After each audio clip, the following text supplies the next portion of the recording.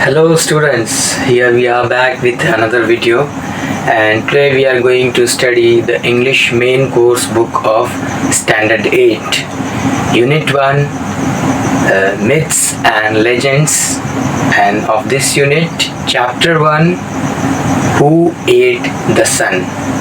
So let's get started.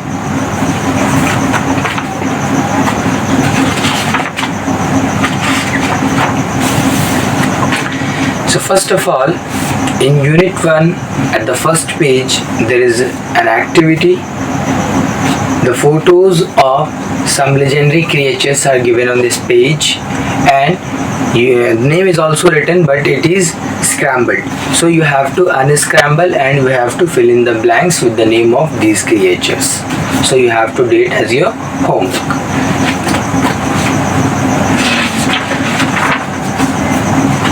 Now we are going to start, read the story, and we will understand paragraph by paragraph what this story is all about.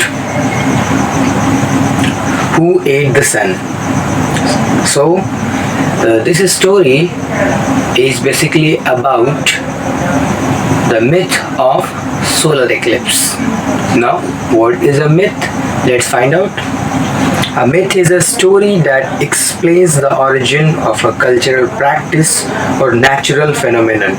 For example, almost all cultures across the world have a creation myth concerning the origin of the world or how the world came to exist.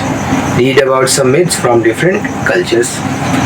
So, as per this story, a myth is a kind of fictional story that is created by human beings about ending the world, about beginning of the world, or about something else. But whether the story that has been created is true or not, we actually don't know. So this is called a myth. There's a story about something, but in reality we don't know whether it is true or not. This is called a myth, and it is practiced all across the world. Each and every culture, each and every religion, or you can say each and every community, each and every country has its own myth about something. Community, each and every country has its own myth about something. The word myth comes from the Greek word mythos. Mythos in Greek means story or a speech. Myths are stories that have come to us from the beginning of human existence, the very dawn of history, and perhaps from the time humans started to speak. These old stories try to give reasons for inexplicable phenomena that early man witnessed in nature or big cataclysmic events in human history. Every culture in the world has its own myths that are passed on from generation to generation. So here all the words which are highlighted with blue color is the meaning given over here. So inexplicable means extraordinary occurrence or circumstances which are not common. Phenomena that cannot be understood or explained. It is a kind of complex thing that cannot be understood. Cataclysmic event, sudden and violent event in nature or society causing great changes. That kind of event that takes place and changes everything, like Big Bang theory. So the word myth, where does it come from? It comes from a Greek word mythos.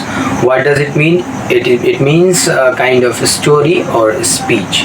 So here it is said in the first paragraph that almost each and every religion, each and every culture, each and every country or part of the world has its own kind of myths or own kind of story that is passed from generation to generation. Like our grandfather told us something, and further we will tell us to our son, and further our son will tell this to their son. So this is how a myth is passed by generation to generation.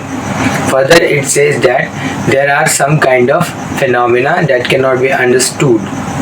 So there is some sort of a story about that phenomena that is created by the people, and then they are passed generation by generation. Myths are far older than legends or folk tales and fables. The earliest myths we know of are those that describe the creation of the universe, of men, animals, and spirits, and tell us of the origin of the gods. So here it is said that myths are older than in each and every country or each and every religion. You can see if you visit people, different kind of people, different kind of culture, diverse religions, so you will find out there is also a legendary kind of person who is worshipped in everywhere, almost everywhere in all the countries. But myths are far older than those legends also. They are older than folk tales also and fable also. The earliest myth, the oldest myth, what it will tell you? It will tell you about the creation of the universe, how the world is created, and it will tell you about the creation of gods, how gods are created. Next paragraph. Today, with the growing influence of rational scientific views of the world, when we use the word myth, we often mean something that isn't true, something made up to deceive others. But myths are perhaps necessary for human spirit, as reality is too complex for the human brain to grasp. We need explanations for questions that we cannot still answer based on our rational knowledge. What is our purpose? Where do we come from? What is reality? Are questions for which we still want answer, and we still answer them in the form of stories. Science fiction could be regarded as a type of modern myth. So here there are two kind of views in the world. The first is scientific views, which denies that myths are not true. And second is there are a lot of questions which is to be answered.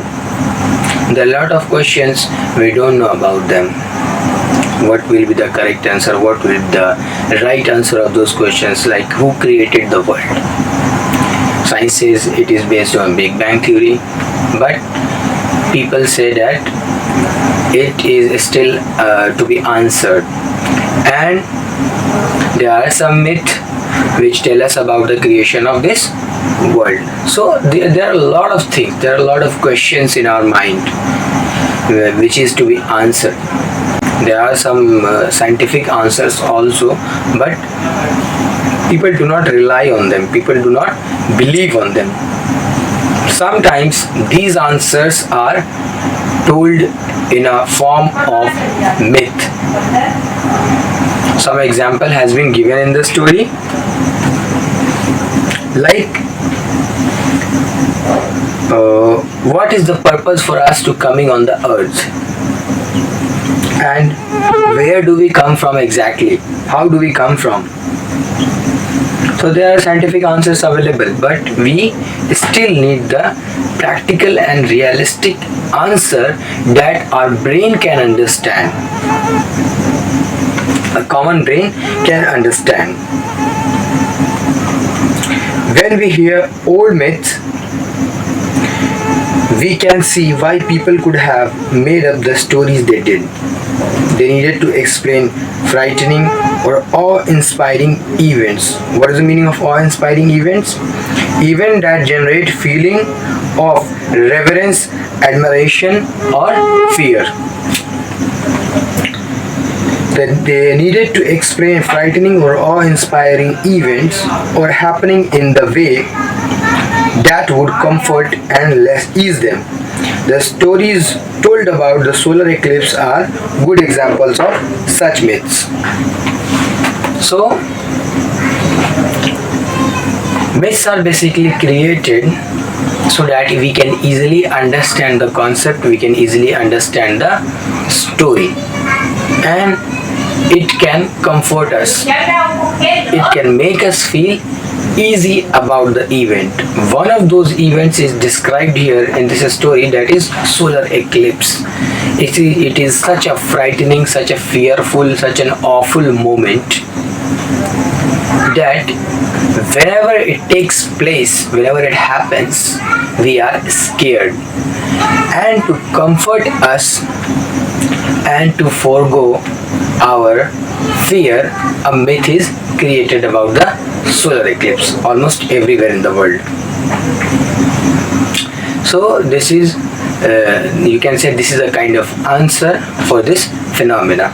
And in this story we will read about the solar eclipse only. The sun's movement as seen from the earth is regular and dependable, and people tend to take its regular journey through the sky for granted. In fact, people have always used it to regulate their lives and livelihood. So we know about the sun, we know about the solar system, we know what science says about the movement of the planets and the solar system, and it says that sun does not move. The thing which moves is planet and other things, but the sun is fixed at its place. But in opposite what people believe, people have different beliefs, different people, different cultures, different country have different kind of myths about sun and the solar system and the solar eclipse. And then all of a sudden they see something unusual happening to the sun that cannot be explained or understood. It is here the story is talking about the solar eclipse, that is something each and every day we see the sun, we see it is coming, we see sometimes it is hiding from the sky, but the solar eclipse is the completely different, unusual and uncommon phenomena for everyone. Now we all know that a solar eclipse occurs when the moon comes between the sun and the earth. Here the scientific reason is explained. How does it come from? Why does it happen, or how does it happen? So the science says that solar eclipse happens when the moon comes between the sun and earth. So let us understand this through a picture. So here it is said that the moon is in between. Okay? And one side is sun and the other side is earth. So suppose here we have the earth. And this side we have the sun. So suppose if the moon is not here, the light will come directly to the earth. The sunlight will come directly to the earth. But because the moon is falling in between, because the moon has come in between, the sunlight is now blocked. Okay? The sunlight cannot be seen from the earth. So the sunlight is hiding because of the moon. The sunlight is not reached on the earth. So this is called a solar eclipse as per the science. But different people, different culture have different stories about solar eclipse. Let us read further. So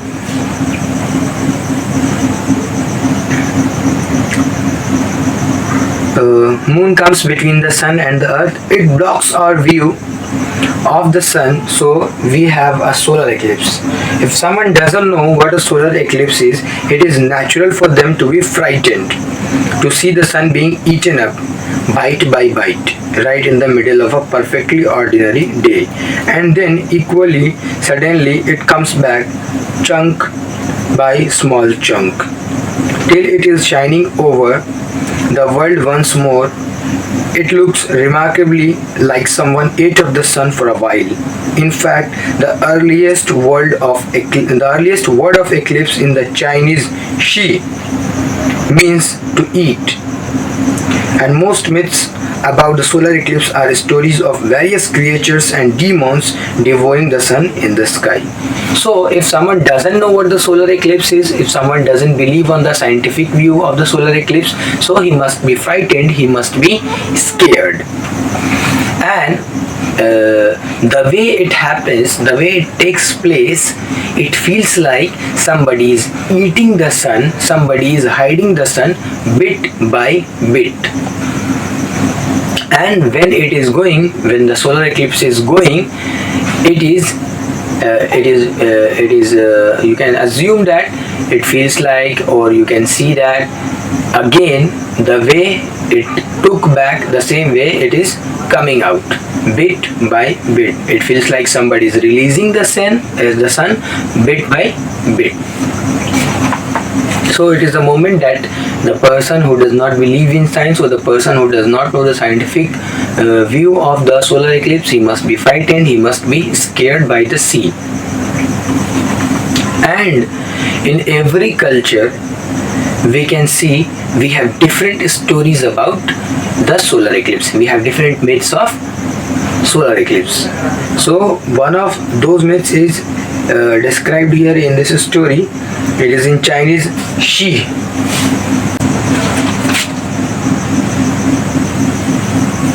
In China it is called Shi. What is the meaning of Shi? Shi means to eat. So this word is used for the solar eclipse.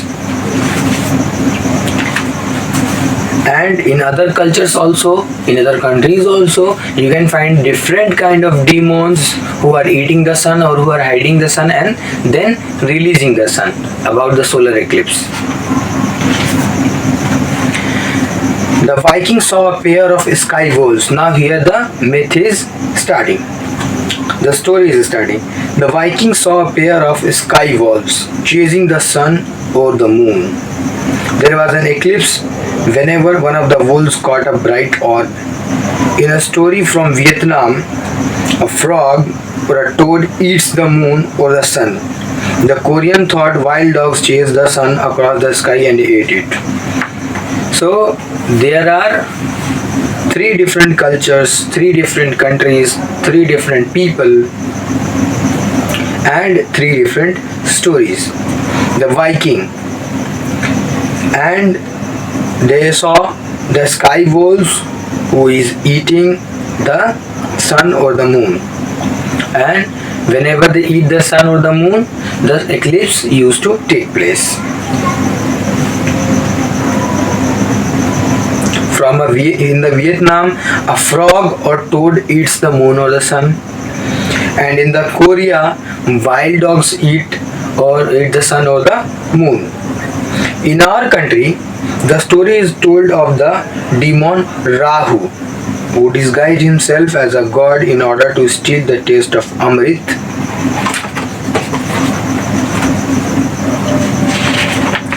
After it was churned out in the ocean. So in India, what do we have? We also have a story, and there is a demon Rahu, and who wanted to steal the Amrit. Now for the people, what is Amrit? The nectar that grants immortality. After having Amrit, one can never die. He will be immortal. So the Rahu wanted to steal the Amrit, which was poured and mixed in the ocean.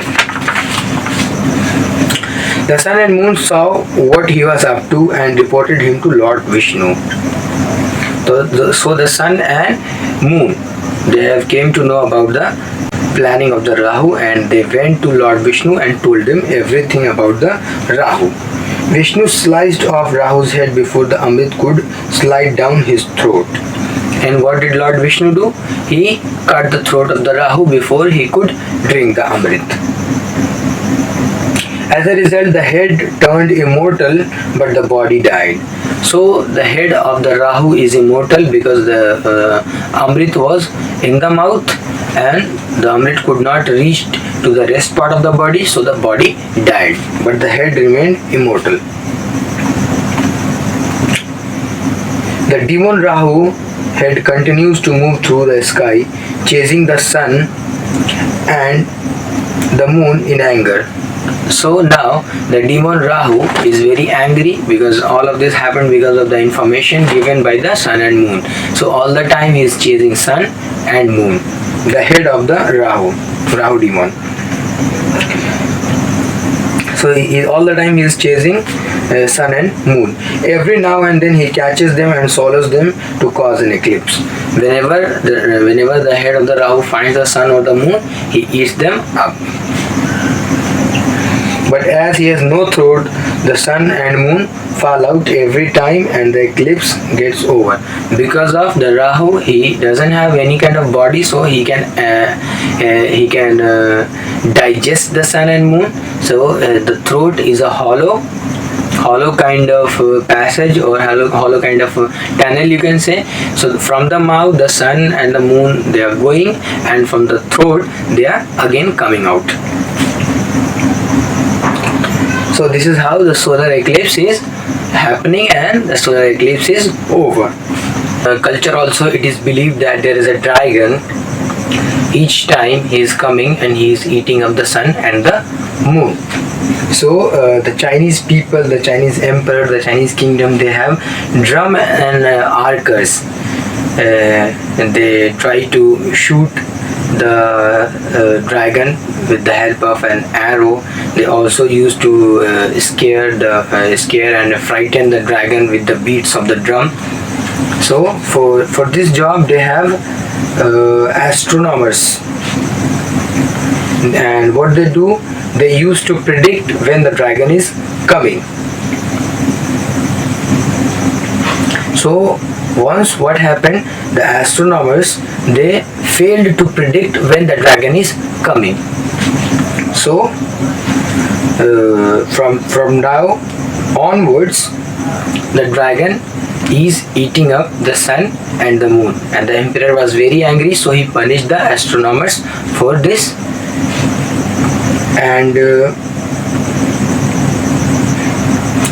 in Japan, the people of Japan, on the other hand, believed that poison dripped from the skies during an eclipse, so they took care to keep all their wells covered. Okay. So in Japanese culture, what is believed, that the poison is coming out from the sky whenever the solar eclipse is happening. So at the time of solar eclipse, they used to cover their wells so that the drinking water cannot be mixed with the poison. The Batamaliba people from Benin and Togo in West Africa have a different and interesting belief about eclipse. Their myth tells the story of a fight between the sun and the moon during an eclipse. The people encourage the sun and the moon to stop fighting. To this day, they see eclipses as a time of coming together and resolving old feuds. What is the meaning of old feuds? Long-standing quarrels, long-driven fights or conflicts. So there's a community in Togo in West Africa, Batama Liba people, and what they believe, that there is a fight between sun and moon whenever the solar eclipse or the lunar eclipse is happening. So they treat this day as to forget the long driven conflicts or long driven fights. So they encourage this so that the people can overcome the long time fights or quarrel. Interestingly, there is a similar real life story about an eclipse on 28 May 585 BC. The armies of Lydians and the Medes had been at war for a long time when suddenly the day turned into night. The two armies were so stunned that they declared peace and the fighting stopped at once. So there is a true story, there is a real story also about two different armies, the Lydians and the Medes. So they have been at war, they have been at fighting for a long time, but suddenly what happened? Suddenly the day turned into the night. That means the solar eclipse happened. So they were so stunned, they were so frightened, they were so scared that they declared peace and stopped fighting. They made a compromise that we will not fight further. So they made a compromise, and they made a peace sign from there onwards. So this was the story about your unit 1, chapter 1, who ate the sun. And I hope you enjoyed the story. I hope you understood the story. And now time to question answer. So you have to read the story again, and then you have to find out the question answers. If you face any problem, if you face any kind of difficulty, you can write it in the comment box. So thank you very much for watching our videos. If you haven't subscribed our channel yet, please do like and subscribe our channel and share our videos. Thank you very much for watching our videos. We will be back again with a new video again, and till then, goodbye and stay tuned. Thank you very much.